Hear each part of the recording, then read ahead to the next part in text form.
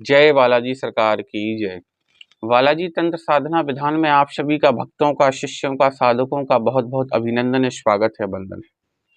कैसे हैं आप सभी लोग? हम आशा करते हैं कि आप सभी लोग बहुत आराम से होंगे, स्वस्थ होंगे।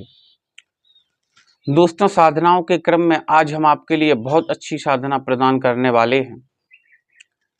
ऐसी साधना है कि जो कि तंत्र में बहुत अच्छी साधना है और बहुत अपना ऊंचा स्तर रखने वाली साधना है, जिसकी साधना को करके आप तमाम प्रकार की शक्तियों को हासिल कर सकते हैं, तमाम प्रकार के धन वैभव पैसा को इकट्ठा कर सकते हैं और लोगों के काम करके उनके दिलों पर राज कर सकते हैं। कोई भी शक्ति साधना चमत्कारिक वस्तु अगर आपके पास उपलब्ध होती है तो आप एक आम इंसान से हट करके एक प्रमुख इंसान बन जाते हैं, जिसके ऊपर सारे संसार की नज़र हो जाती है। संसार की नज़र तब होती है जब आपके पास कोई चमत्कारिक चीज़ होती है या वस्तु होती है या आपके पास कोई सिद्धि प्राप्त होती है, तब आपको इंसान पूछते हैं। अन्यथा ऐसे कई साधक घूम रहे हैं जिनका ना कोई अता पता है और जिनका ना कोई साधना का विधान का पता है, और कई नकली साधक भी घूम रहे हैं, कई नकली चमत्कार करने वाले भी घूम रहे हैं। आप भी उनमें से एक अगर नहीं होना चाहते हैं तो आपको साधना में सफलता प्राप्त करनी होगी।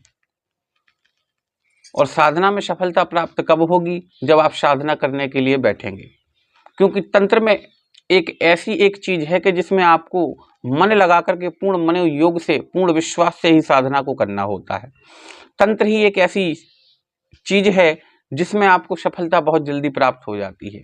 आप सोचें कि हम देवी देवताओं को, जैसे कोई कहता है गुरुजी हम शंकर भगवान की साधना करना चाहते हैं, तो शंकर भगवान का साक्षात्कार करना कोई साधारण बात नहीं है, क्योंकि यह देव योनि में आ जाते हैं। और तंत्र में जो शक्तियां होती हैं वो पराशक्तियां होती हैं, जो बहुत जल्दी पुकारने पर साधक के सामने प्रत्यक्ष हो जाती हैं।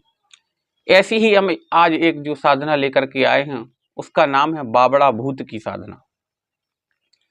पहले प्रेत होते हैं, जब कोई इंसान मरता है तो प्रेत बनता है। प्रेत बनने के बाद जब उसकी उम्र ज़्यादा हो जाती है, योनि उसकी बढ़ने लगती है, तब जाकर के उसको भूत कहा जाता है। तो उसी में से हम यह एक साधना लेकर के आए हैं जिसका नाम है बाबड़ा भूत।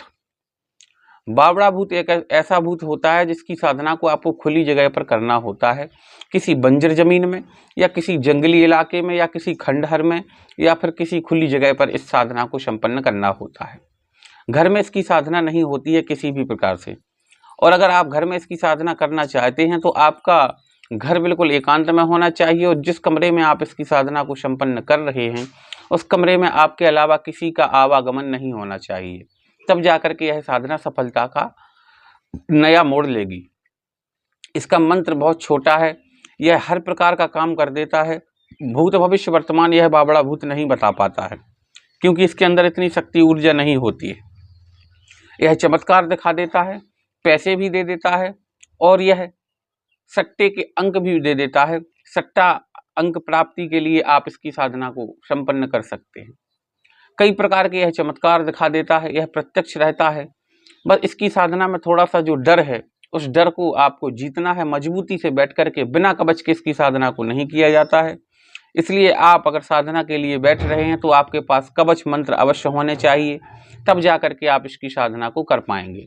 बिना कवच के अगर आप इसकी साधना को करते हैं तो आपको हानि भी उठानी पड़ सकती है, क्योंकि स्पष्ट तरीके से हम बता देते हैं।